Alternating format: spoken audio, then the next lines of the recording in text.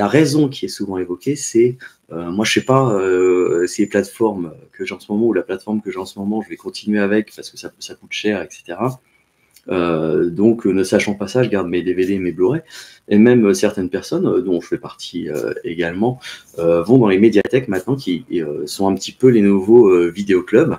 À part qu'il n'y a pas d'abonnement à payer, hein, c'est avec nos impôts qui sont déjà réglés. Hein.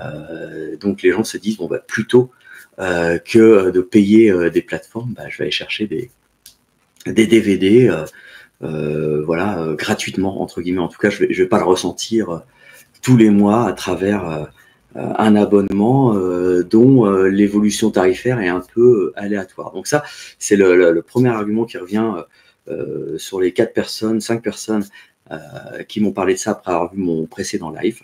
Et c'est vrai qu'au tout début, on se disait bah, ça vaut le coup, hein, les tarifs justifiaient le fait qu'on n'allait plus acheter de DVD ou de Blu-ray.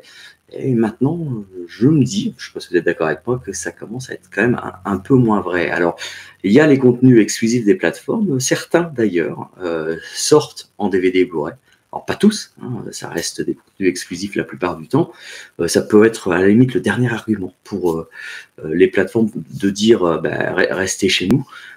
Parce qu'au niveau des catalogues, là aussi c'est assez aléatoire, de films ou de séries qui existaient avant la plateforme. Là encore, ça dure pas toujours longtemps, ça passe d'une plateforme à l'autre. Alors est-ce qu'on a la bonne plateforme au moment où on a envie de revoir une œuvre en particulier? Après on va me dire, bon bah louons des films en VOD dans ce cas.